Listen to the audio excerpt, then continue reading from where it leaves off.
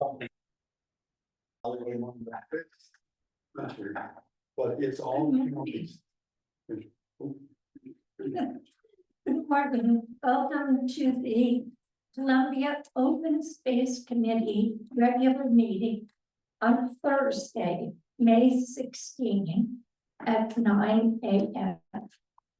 2024. Entertain a motion to approve the minutes of April 18. So, Any discussion? Second. sorry. Second, Rob seconded. Okay, all in favor, let's jump. I'll abstain. I'll abstain. Okay. So.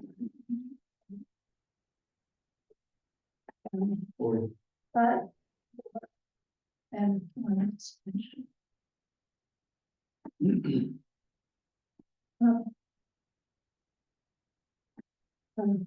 Audiences to this. I think most of the things along your agenda that kind of, Okay. you know. I'll hear them. Okay. Honor and Hammond, nobody else. Correct, no one else. Okay, I do have a report from Callie Kowalski, who is our TPL rep, who is in charge of the trail agreement. She's executing that.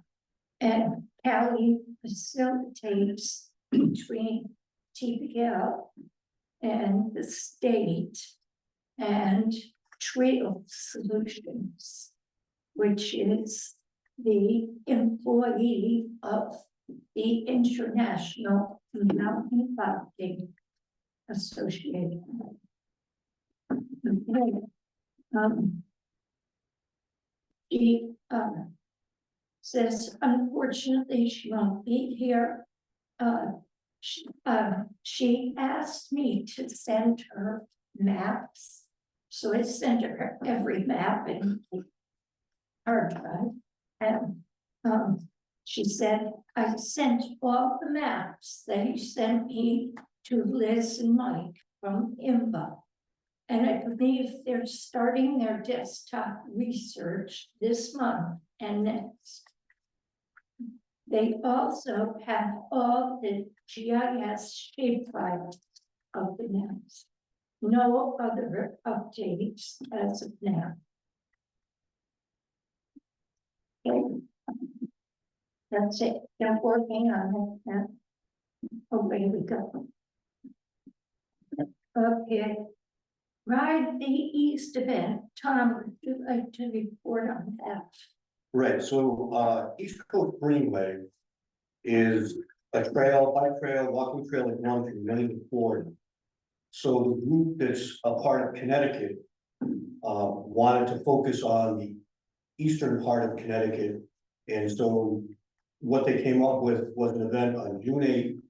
That's going to start at the Gilpin House Museum area in Willimantic. It's sponsored also by the Wyndham Chamber of Commerce. And they wanted to also make it a fundraiser for Trust for Public Land and give Trust for Public Land an opportunity to talk about some of the successes they had here, which is Model Pond State Park. So they're gonna have an 18-mile ride, which will come from Willimantic out to the boat line on Hunt Road and get a little presentation from TPL and Ann Dunnick as to what's going on there. The 50-mile ride is going to do the same stop, but they're going to continue on the airline trail to East Hampton. So I've been very active with that group once they're setting up the event since they invited us in a month or so ago. And I think there's a little bit of flyer on it. I think right now there are 60 riders that are registered. They're expecting more. I think 17 for the long. Yep. For the long ride. Yeah, it seems more people are interested in the long run. So a number of the different bicycle clubs like Willimantic and How long is the long one again? around 50 miles out and back to East Hampton. Well, they're going all the way, huh? Yeah, and they're gonna have a rest stop in Hebron. The Hebron Rec is sponsoring that right at Route 85. So once we're done with our speeches and stuff at Malo Pond, we'll move over, the Friends of Malo Pond group will move over to Route 85 and be able to help there and talk about Friends of Malo Pond.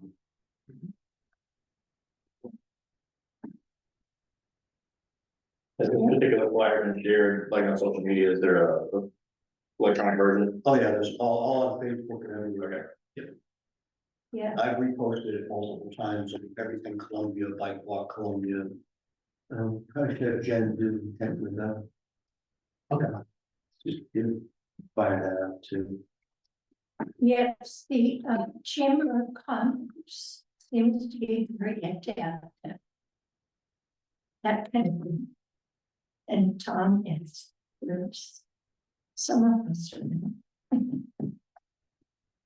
Okay, great. Are you looking for volunteers to be anywhere? Yes, so first thing in the morning when they're coming up from Willimantic, they get to Leonard's Bridge. We may or may not need, you know, one or two people at that parking area because they're gonna come down Leonard's Bridge, Pine Street to Model Pond. And then the same thing on the ones that are returning and going 50 miles. So we're Doubleday, no, Kettle Bridge in Pine Street. Maybe on the same thing because the short ride are gonna return via Chesbro. And they're, the way the rides are set up, they're gonna have a leader. They're also gonna have somebody that's trailing. So the whole group moves as one, is the way it's supposed to happen. So there shouldn't be real issues with directions, but there may be, How about traffic control on Pine Street? I don't think there's gonna be a need for any, I don't think there's anything scheduled. Well, it's cars. Right, but I mean, they do bike rides all the time with, I'm not aware of them trying, they're requesting any traffic control. I know they're gonna have traffic control in Willimantic, getting them from Gilson to over past the. I mean, Pine Street's kind of windy and you have, I don't know, these bikes, but maybe a lot of bikes. Yeah, no, I like, we're gonna have another meeting soon, so I can mention that. I was in New York City for a wedding 2 weeks ago, and they had a 40-mile bike ride through New York City. 60,000 people. They shut the whole city down. Yeah, Or on bikes. That's 60,000. I did that walk, ride the boroughs, ride all the bridges and things, I ended up on Staten Island. I had to go to breakfast, I had to cross the path. And it's solid bikes as far as you can see. Jeez.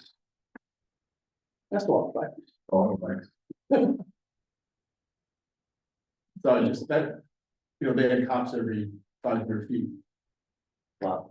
I know the one thing they are looking for was, anybody that had a bike rack and some tools to have a SAG vehicle if they needed them. Wow, they usually put up signs for that section for people driving to just be aware that there's gonna be a massive, I mean, it's gonna be a large group. Maybe it's not a big deal, it's just. Could be. It's by, it should be out of there by 9:30 in the morning, in and out. This is a Saturday though. Yeah, The traffic on the way to the dome, the transfer station. yes, be careful. You know, even those orange cones. That's the gray farm on 85 in Colchester, they just have their meet. A couple weekends ago, and they put orange cones out on 85. And that really does make you pay attention and slow down. I know they're planning to have signage on the airline trail itself, warning people of, you know, upcoming street crossings or erosion areas to slow down for all that different stuff. And I understand that they're working to get the gates open at the streets, so that it'll be easier for the large number of people to get through the gates across the roads. That means the lower fronts. I think, yeah, let's suggest a little signage. Okay. Something to warn the cars that do not usually see a lot of bike traffic. That something's going on. And that should be just about the only place, right? Of course, Route 8 said, But all that, yeah, that'll be just whatever normal, they're gonna cross, however many streets you cross. They're gonna deal with that, exactly. But they have to go along on the street correct, to get to, so that's different. Yeah. And When they go, then they'll just go right back again, when the people going to East Hampton will take the same route back. correct. Continue on their return. Yep. Yep. Will be parts. it's a good group. I didn't apply on law at the meetings. Tom has the lead. And they're well organized. And Yeah, they've done quite a few other rides and things, a lot of them. and Honor, when I asked her about it, she said, oh no, they're very organized, it'll all work out, okay.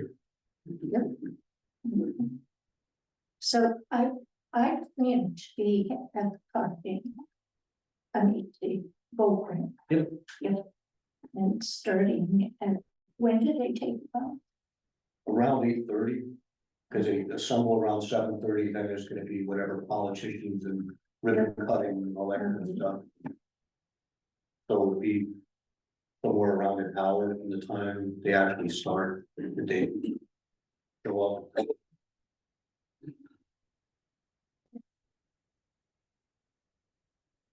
All right. Do we have any acquisition of tapes? No.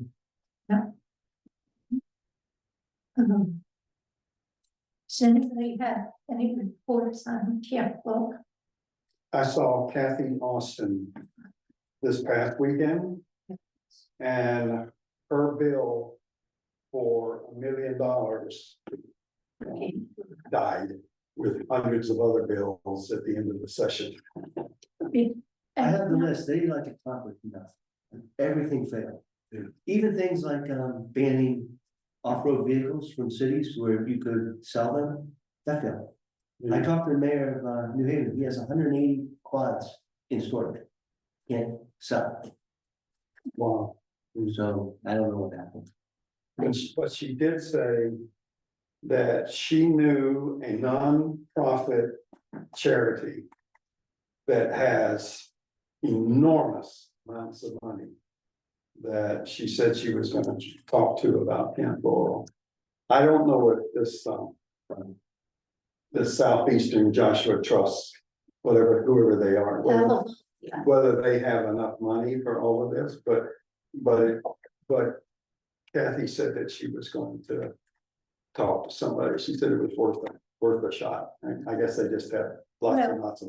Yes, and TPF is involved. So they leverage. What to.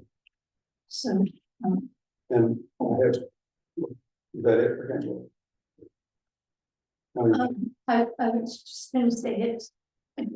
I was gonna ask you, was the bill voted down or just never got, Probably never got it. never got? There were hundreds of bills that just languished, you know. The sad thing is, every session there's over 1,000 bills. Always goes about You know, everybody has their sweet, idea. you know, or they want to make somebody happy. So, oh, I put a bill in for you. Yeah. Too many bills. The other thing that would have to do with Honor, I was hoping she would be here today.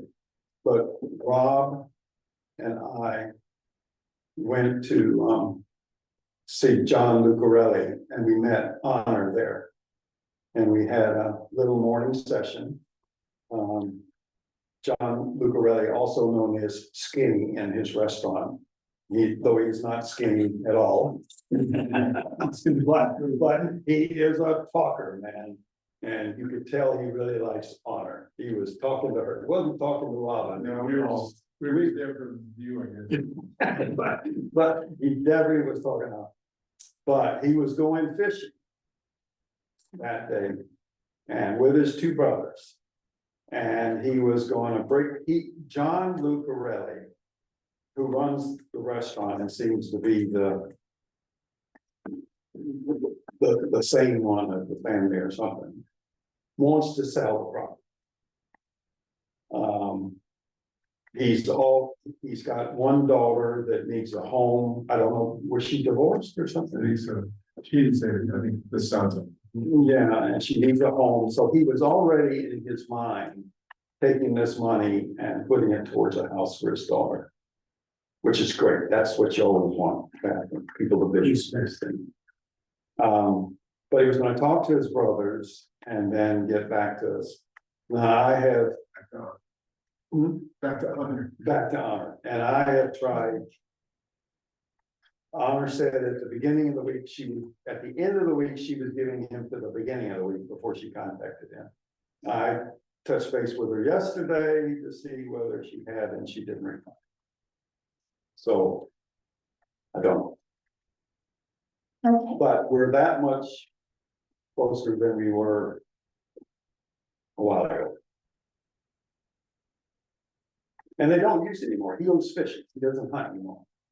He said he Yeah. fishes like 3 days a week, leaves the restaurant. Goes fishing. So they don't come out here to hunt anymore. okay. Well, that's sort of good.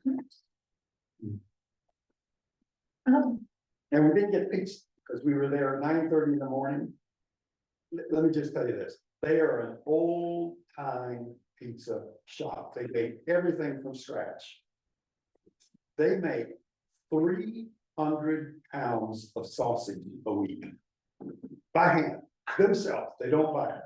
They roast all their peppers. So they get there early in the morning. They don't open until 3 in the afternoon for supper. That's all they serve is from 3 on.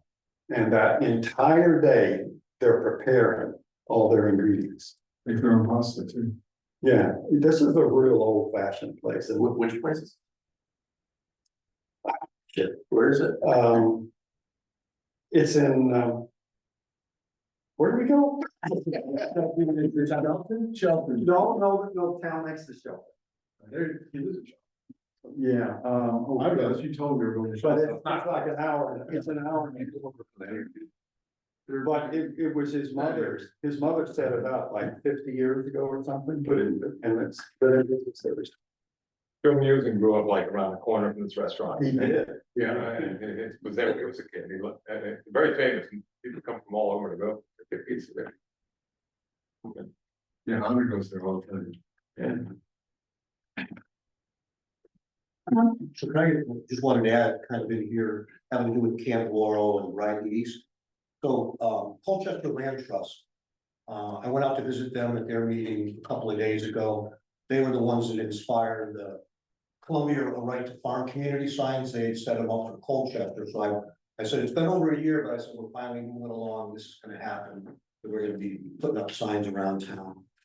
I also explained to them about how close Model Pond is to Colchester.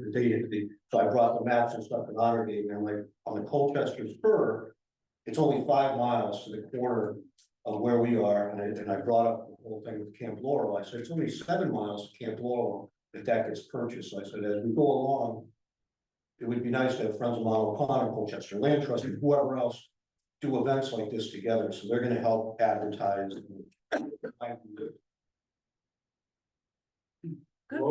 Roseland Pizza. Derby. They got pizza places. Yeah. Pizza. Well, have you had any contact with Mr. Silverstein?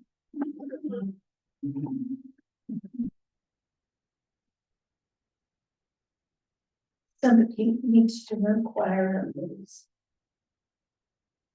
Policy. I still alive. We're waiting patiently. Yes.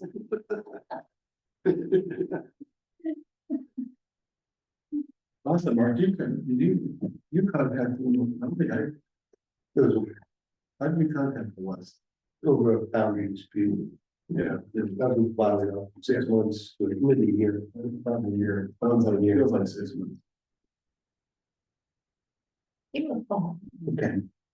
All right, moving on. Moving on. Oh, planning and zoning, you both been there. Yeah, I printed out the latest, you guys can distribute it for everybody, take one back to town. Just give you a quick update, I can't remember what we talked about last, but. So the two regulations that we were looking at, the multi-family with the more denser projects on smaller lots. And then the accessory dwelling unit adding. A detached accessory dwelling unit were. I think from the last time we talked, there was. One change where we also are better defining the lake overlay. So that we can better describe where some of this stuff should happen, so that we protect the lake a little bit more. So we don't have a lake zone, but we have a lake overlay. And some of the lake overlay boundaries went through property. So I'm working with the town planner, John, to follow boundaries of property so that it doesn't like cut through, so it's more delineated. And then the way that we made a change with multifamily to say this applies to the RA zone, commercial zone, lake overlay. It's not, it doesn't apply to that. So that was one change. Second, I went back and forth a lot with Mike Glasser, the fire marshal, to make sure that there's really strong language about fire marshal review. And that's gonna bleed over into other stuff within the regulations, so we were kind of surprised there wasn't a lot of like good language on that, which is important. And then, so that was kind of the only change in prices left that we talked. And then with the accessory dwelling unit, to my surprise, the accessory dwelling unit, we had a 500 square foot maximum size on pieces of property where the primary dwelling was under like 1,700 square feet. And pretty much unanimously, everybody thought that that was too small, so we upped it to 750. So the way that the regulation reads is, if you have a house, primary home, under 2,000 square feet, the maximum accessory dwelling unit, detached unit that you can build is 750 square feet. And then above 2,000 square feet for the primary dwelling, you can use 30% of the floor area to size out that accessory dwelling unit. So if you have a 6,000 square foot house, counted at 750 square foot for a accessory dwelling unit. So these two proposals were presented 2 meetings ago, so like three and a half weeks ago, to the broader planning and zoning commission. So they came out of the subcommittee. We reviewed them within the commission. Surprisingly, there was really no negative comments or pushback. At that meeting, we did not schedule the public hearing. We said, take 2 or 3 weeks, however long it was, think it over, and then we'll discuss it. The next meeting, which was this Monday. We brought it up again Monday, again, no major issues, so it has gone to the next step for both of these, which is public hearing, which will take place. I don't know that we have a specific date, it's gonna be middle to end of June. At that point, the public will be allowed to come in and comment on it, and then the commission will decide whether we adopt these or change how the next steps go. So it's been a lot smoother than I thought, and we're making progress to the next steps. The only other thing, which really probably doesn't, I mean, you should know about it because you're a resident, but we did add a third regulation change, which doesn't, it's different than this, where we have a definition of structures in town, and as part of that definition, we included like bay windows, handicap ramps, you know, like satellite dishes, like 1985 satellite dishes when they were this big. Where many of those things, because they fell under those definitions, would need a zoning permit. Like if you put a bay window in your house, you need a zoning permit for it. So we just removed some of that stuff, which was onerous, so that the structure is more clearly and, you know, specifically defined as more things that are like structure. So we were able to make some small changes to that and add that to the public hearing. So that was the third piece, but that's separate from this too. Did you get rid of propane tank? Yeah, so we found out that there's propane tanks that are already regulated as far as setbacks and Right. stuff. So we are, we're not gonna require that. HVAC units, so like Yes. condensers, like if you put a split unit and you have that little condenser on the outside of your house, that requires a zoning permit. Like some of it was just absurd. So we removed all of that stuff that is just onerous. I think the original intent was you didn't want a propane tank all the way at the Yeah. corner of your Gen- property, generators. your neighbor's house, and not in front of your house. Yeah, generators were on that list too. So anything that we thought could be like that, like, I don't want a generator like next to my house, I want to put it next to my neighbor's property line. We're not requiring, the way the language is now, we're not requiring a zoning permit as long as it's within a certain You have a set, 10 feet or something from your house. right, So anything beyond that, it would have to be looked at, so, if it's near your house, nobody needs to, you don't need to worry about the neighbor. right? Okay. So, but yeah, that's kind of where we're at, so feel free to look this over, probably close to a month before this goes to public hearing, maybe a little bit less, so if you guys are interested in coming, that's when you're gonna have your chance to say you like it, you don't like it. You know, everything's here, I don't anticipate this, well, this can't change from now until the public hearing, so that'll be the language that we present. Can the sanitarian approve an existing septic system on a house, for an accessory dwelling without having to rebuild the whole septic system? It depends on what they want, so if, let's say that the square footage fell into the maximum because their house was 1,900 square feet. Then they want a 750 square foot accessory dwelling unit. That would all have to be taken care of by the health code, health department, building codes. So if they came back with the application and said the septic as it stands will not support that accessory dwelling unit, they couldn't do it. If they wanted to add on to the septic or change it so that it would accept that, then that would be an option that they have, but that would be a prerequisite to build. Okay, so that'll be a case by case basis. It'll be a case by case. The sanitarians. So what's the thought behind, this is like, example, like, in-law apartments, is that the goal? Yeah, we allowed in-law apartments or accessory dwelling units that were How attached is this different than in-law apartment? because we didn't allow it before. It's the same. Oh, we didn't have one. No, we didn't, so that was the major change. We did not allow detached. G-TAC, now So we got really, this does not solve the problem as far as senior housing at all. well, it could, It helps. mom and dad could build a separate home on their own property, and the kids can move into the main house. So if you lived in a house where you didn't have the room to have an attached accessory dwelling unit, you could now, but you have the room to have a detached one. You have two choices in that case. You can either put an addition on your house, or if they wanted something separate, they could do that. It just gives them more flexibility. So between this and the multifamily, it doesn't 100% address it, but we're like 50% closer, which is better than where we started. And that accessory dwelling can be a rental. Yeah, there's no covenants or anything, so let's say it's a couple and they're, you know, a parent or something who's elderly is in that, and then, you know, they move away, pass away, whatever it is. We're not gonna stop them from renting it after either, which was a concern, so yeah, it just gives people the flexibility to manage it the way they want. Good change. Does the elderly parent have to live there first? No. No. No, So, for instance, if I wanted to sponsor a family from the border, I could build a house in my field and move them in, right? yeah, so long as you're following all the laws, yeah. Yeah, just maximum flexibility.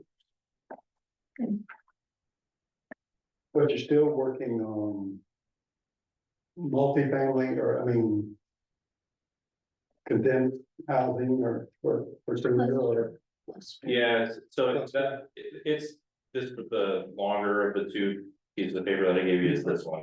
That one is moving forward to public hearing. So as far as the regulations will allow it, but I mean, are you're still working on that separately?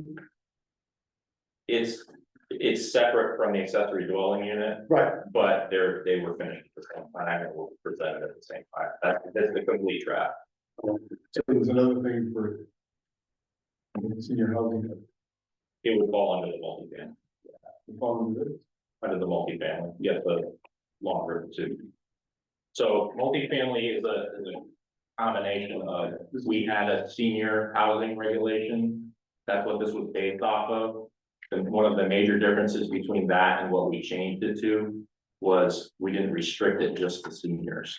So if someone wanted to build a senior housing, more affordable, more densely condensed type of project, or any people of any age, or they wanted to make it just for seniors, they could do that.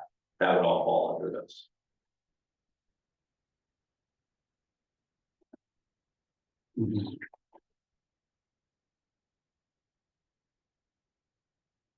And as always, you know, if you guys have any questions, or anything, just reach out.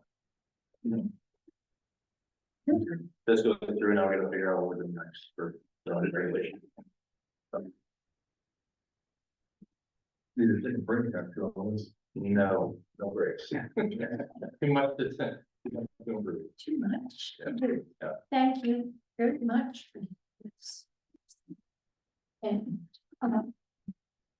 if I'm correct, the accessory dwelling unit requires no open space.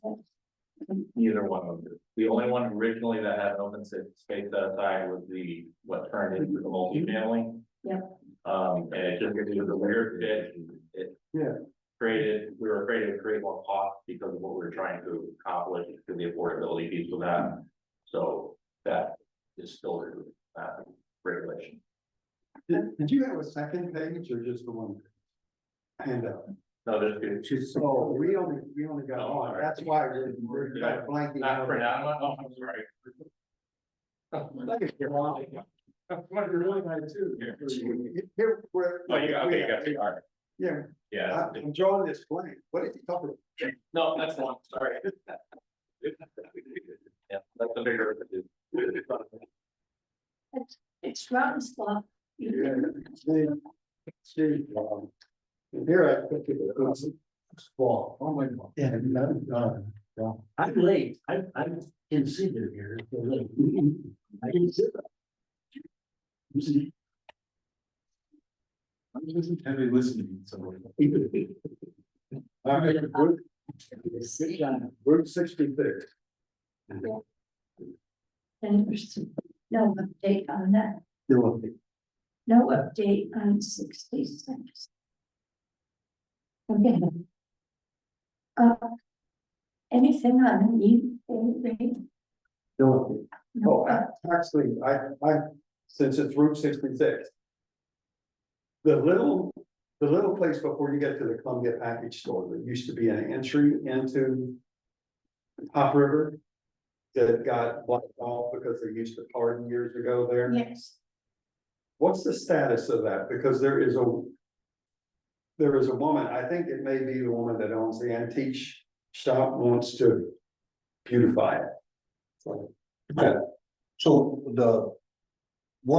there's two different spots along Route 66 there. One is closer to Mackey's, where you just cross over. And it's a 3.6. So this is. Well, she's interested in that one, because that's the one she pleaded. Oh, is it? Oh, is it? Yeah, so I've been pursuing that with Ann's help. So it's a 3.6 acre spot owned by the DOT that had been a rest area at one time, and then became the parking area for the Willimantic River Trail, which is a national river, whatever. And it fell into disrepair, so I'm still pursuing through the channels as to who really has authority over to clean it up now. Potentially, it's a part of the tail end of the Hop River Trail. The next 3 or 4 years where that's getting cleaned up as a parking area for both the Hop River Trail and the river. But I wanted to, but because it's right next to the river, right next to Mackey's. So it's Mackey's, the river, and this rest area. The one you're talking about is between a house and a little Joshua Trust property. And it used to be a commuter parking lot. So it's a little thing, and it's tucked in there. And DOT built a big meter line at the entrance. So they just abandoned. Well, I remember one of them, boy, this goes way back, but. There used to be parties there, and that's why they closed. One of the got put down because. They were partying. yeah, the one closer to Mackey's is probably more likely to be able to be reopened without having to deal with the partying and stuff there because of all the other things that have been improved in that area. Yeah. And, so I know Ann put me in touch with, Blast Green Valley contacts. And I had spoken briefly with the mayor, Willimantic about it, and they'd like to see it cleaned up also, so. Good, cool. But she was the one that brought it to my attention. Janet O'Neill, Massey, But that's actually, Trent. that's in Columbia, right? It's in Columbia, but it's owned by the DOT. But it's, the DEP is the one that owns the trail in that spot, so it's alphabet soup as to who you call and who will clean it up. Oh, that's their responsibility. We don't have. I mean, they've got the money has been allotted for the bridge. Right, the whole Coventry Columbia cleanup of the Hop River Trail. So I mean, there's a plan to finally do that last bridge, and that money now is available. So now I wonder if that additional parking is part of that. That, there's a small piece of the tail end of that project that talks about that area. But it's not public information per se. Have you looked at plan, how far from Mackey's does the plan extend? I have not. Because, the section of the trail that runs through Columbia, so that would be between Hop River Road and like Lake Road in Andover. The trail is not good, it's not good shape. And it's hard to say whose job is it to keep it up. But we only have a little bit of it in Columbia. But you're riding along and all of a sudden, half of the trail disappears into the river. It's like I don't know if the Beaver started it and the trail bikes, mountain bikes, or what are they called? Dirt bikes finish the job. So the trail's really narrow if you get to these. When they formed the Hop River Trail Alliance, they wanted town employees from each town to be involved. So Beth Lunt is one of our representatives with the Hop River Trail Alliance. So our DPW should be on top of that, aware of that. The trail, what needs to be done with the Hop River Trail, now Columbia between Andover and Coventry. So, But I'm not sure that we can work on the surface of the trail. In doing signage and trim bushes and mow the grass. But the actual trail surface, didn't we find out that? Yeah, Don't we're not touch that. impressed when we fixed it up for road race. Well, years ago, we went in and bought a machine to take care of the surface of the trail with two other towns. I don't know where that machine is.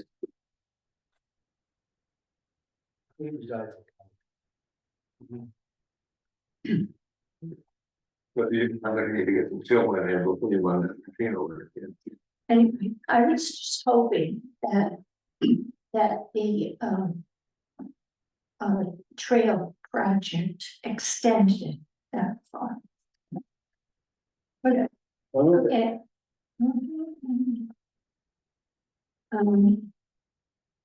The trail alliances, do you have any more? 12 town? Yeah, For the airline trail, yes.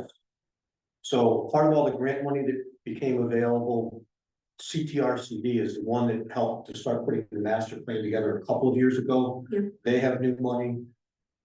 They've invited all the 12 towns to meet next Monday from 3 to 5 at the Willimantic Linden Town Hall, where they're gonna go over where things are and where things can go and how people, towns can be involved. One of the thoughts is, instead of having just to have an airline trail 12-town alliance, kind of like the Hop River Alliance, and then split it north and south, Yeah. Where Willimantic would be the hub, they'd be on both the north and the south. But it would basically be about 25 miles to each of those to, because how much do I care about Putnam versus, you know, so I mean, that's trying to make it a reasonable thing as to why people should be in meetings and stuff, so. But that's Monday from 3 to 5, On the 20th, the 20th, yeah, Wyndham Town Hall, yeah, Wyndham Willimantic Town Hall, whatever it is.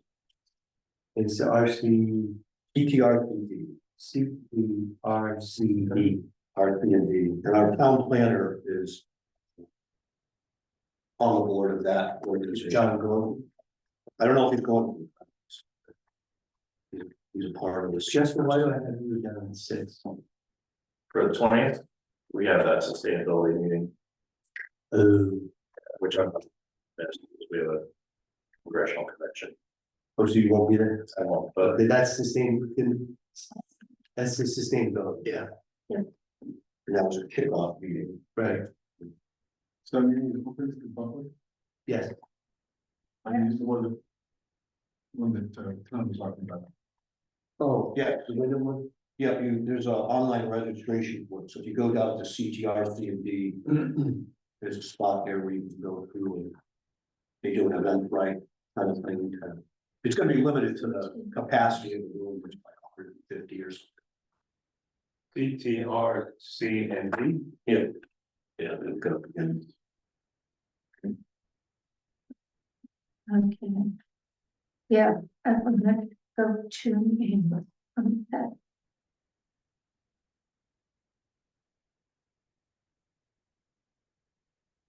So. One thing I done. Yeah, CTRPD.org, Connecticut Resource Conservation and Development Area is the full name of the organization. So CTRPD.org. And you look under airline trail under Irvington, what they've already done and what this meeting, how to register for this meeting. Is there any way to get from the airline trail to Hearthstone? Right now, it's by road, paved road, they pay a lot, yeah. Yeah. Well, that would be big deal. There's a number of businesses that are not embarked on the airline trail between East Hampton and Rhode Island.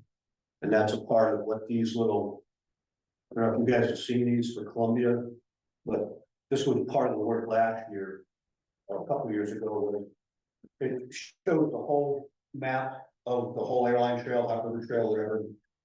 And then it features what the important thing about Columbia is. Pick up the Columbia versus the East Hampton one. So on here, it actually identifies the winery as one of the spots, and the main moose is another one. And what other trails you can access, like Mono Pond and Hot River from it. So, got a few of these. Anybody want one? I have a whole box. Yeah, Chris, do you need one? Yeah.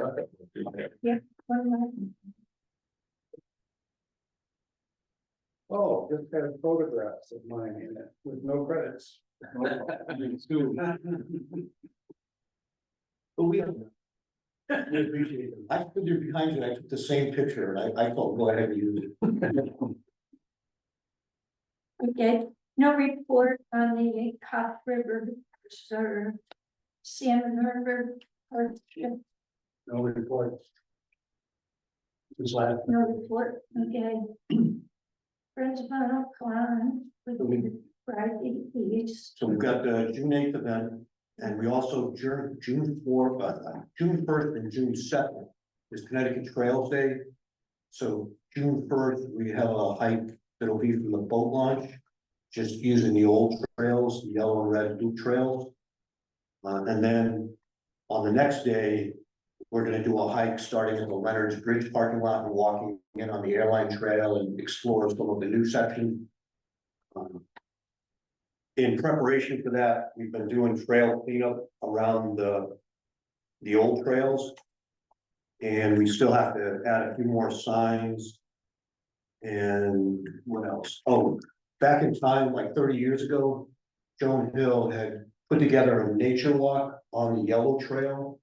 And there were 12 stations, you bring the pamphlet with you, and oh, this is, this is a tree, this is whatever.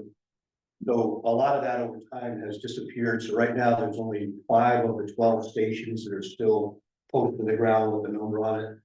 So we're gonna try to clean that up maybe by June 1st, if not after that. The other thing was that we all went to the STEM night at the school. And so Ann was there representing conservation and open space, and Joshua Trust, and Judy Ortiz was there for Historical Society. Todd and I were there representing Friends of Model Pond, so we had one long table, so as the parents and kids came through, it was like, what do you want to know about the Columbia? Talk to that person, talk to that person, but that went really well. And Tom brought all his maps and everything. It was, our table was quite big. Yep.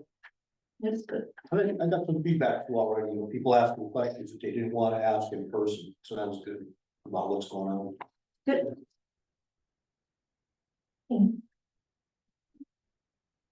All right. I just have one question about your upcoming agenda for your next meeting. You mentioned in there that, we're not making a lot of progress on gates. Right. But you were considering what? So, From Eastern, I mean, yeah, so trade school? Making something? so out in the whole Model Pond State Park, Mint-Brook Preserve, there's a big issue with ATVs and trucks and stuff. Getting in there and tearing around. Sure, yeah. About a year ago, we got approved from the Board of Selectmen to put gates up on the roads to kind of stop that. We haven't made any progress on getting the gates installed yet, so I was traveling around and I saw down at Hammonasset, it was just sawhorses. It said, no vehicles beyond this spot. Mhm. And Ann mentioned to me that Joshua's Trust worked with Wyndham Tech to be able to have them as a part of their training and stuff, build things, kiosks or whatever else. So I reached out to her contact, which I haven't heard back from yet. Maybe they could make up some sawhorses or help us with kiosks or something down the road. Mhm. But that was just kind of I mean, we like to get the gates, but we don't have them yet. This is kind of a stopgap measure. Sure, absolutely. So, Right. And school is almost out. And I don't think tech runs in summer. Right? No, they're getting out a little later, like June 20th or something, but if you have any problems with that, let me know, because Genie Tech has a welding department too, they're one of the only ones around this welding department, so if you want to do metal gates, that might be a good way to kind of get things figured out on a, maybe not a quicker basis, but a more affordable basis. I'm sure they would love to help with projects like that, but yeah, let me know, I got a direct connection there, so. Yes, you do. And it's not what you know, it's who you know. But, and it's a good idea to develop a relationship with the textbook. Because, I just, mentored an Eagle Scout in the Westmead Cemetery.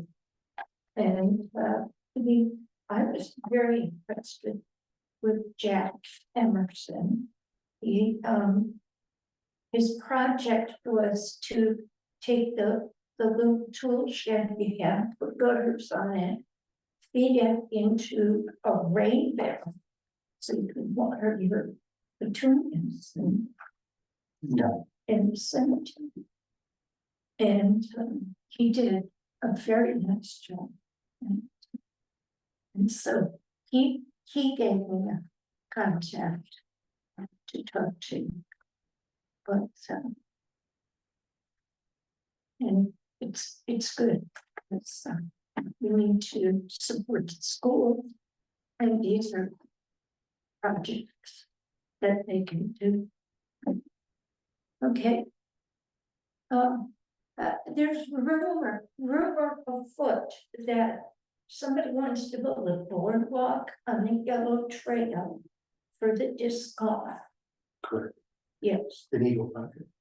it's an Eagle project. So I can bring you up to a little bit. Representing. Yeah, With the So- record. So I've been working with Boy Scouts for 20+ years in town. A lot of times I work as an Eagle Scout mentor, helping them get through. Getting a project, filling out a workbook, getting their project approved, all that kind of thing.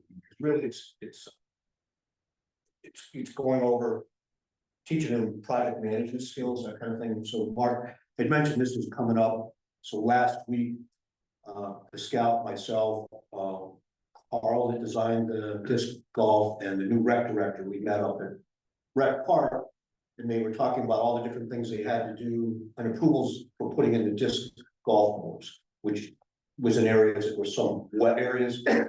So one of the things they wanted to do was not far from the parking lot where the yellow trail starts down like an old dirt road. It's very wet. They thought that a boardwalk or bog bridge type thing might be useful there. And basically 300 or 400 feet long. And that there was some materials left over from some other work up at Rec Park that's down at DPW that might be able to be used. So when my question, it seemed like because it's already on an existing trail, and it's really trail maintenance versus a new trail. It seemed, I'm not quite sure if too many people are involved, too many approvals are involved right now, then what should be there. So I'm still trying to figure that out, and the scout and I have not been able to get to DPW yet to see what materials are available. Whether the right materials for the project and so forth. So I'm only been involved for about a week, so I have more questions than answers. Right, and it is, on town property. Right. That's, after the. Trust factory. So, It's so long, finally get all the way back, right? right, So this will be totally on top. yeah, this has been, but it's. Okay, thanks. This has been, on our list to get some help from the town to solve this little problem. It does fit right now after you moves. 20 years. Oh, no, sometimes you need a commitment. Be a lot of money. It's very. The story of why that's there is the Lions Club, when the property for the rec area was acquired in 1960 something. 70. The Lions Club decided that they needed an access road back there for an ambulance. Because the Boy Scouts were going to camp there or something. So they just took a bulldozer and went. And it was a pile of dirt at the end. And they were right through a wetland. And hence we have an ocean. I can agree with you. Yeah. There was somebody from the town who pulled a permit, at least was going to inland wetlands. Okay, a permit. Right, we did, As part of the trade. that was over a year ago. So, but 2 years, we just never had time to get to a project like that. Is that the holdup? Is it just the time to get it completed? Time and the energy and the priority, just sitting there is a nice to have. Yeah. And we're dealing with drainage problems, that are And- much more work. And back in the day of Pete Nurek, and then George Murphy, we kept asking, if you've got a little pea stone left in your truck at the end of a project, could you dump it here? And a little of that happened. Mhm. That's why the whole thing's not wet, but it went right through a lot of moral. Small. You are familiar with that. So anyway, so that's the origin of and see, it just took disc golf to stop it. So is the idea to put a boardwalk or is it need culverts and fill or? Well, it's a very flat, wet area, so having culverts, it's one of those things you have to look at to Which and I've helped build different trails in different locations and stuff, and there's no. I don't, the water is really standing, yeah, it's standing, Standing water ooze for yeah, 100 yards. and it's not like there's low areas you can drain to, because the whole area is, I mean, a little bit you can do. Yeah. But not. And so having a boardwalk to get you above the water is about the only. Not, 6 inches. Yeah, cause you can't do water bars or anything, because it's flat. And people are walking, widening the trail, trying to get to the little higher clumps here and there. Yeah. So that So, it definitely needs work. Yeah. And this was something the scout came and asked, looking, is there a project, for me to take on? And this was what Mark or somebody said, hey, why don't you take a look at this? Why don't you take a look at this? So maybe it'll come together in the next few weeks or whatever, but. I hope so. The thing is with the scouts, they have to do a lot of paperwork, and then it has, once a month, there's a regional group that reviews the projects. And, based on the scouts' availability, so it may be a too long period of time to get all three of them lined up to get it. We'll see. And if this works out well, and you've got another, Eagle Scout, I've got a couple other white spots.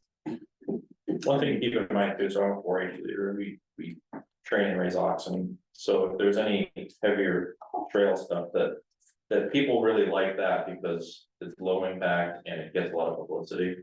So if there's a situation where logs need to be moved down trees or material needs to be moved to a place within the woods, we have the kids do some of that, and so that brings a lot of, and we don't have any paperwork issues or whatever, it's what the town would require, so. So we're always happy to help them Sounds good. Do they move? move anything.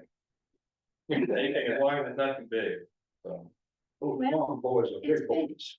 yeah. Depends on the size. We'll talk later There you go. about the stone bridge that goes to the limit, Yeah.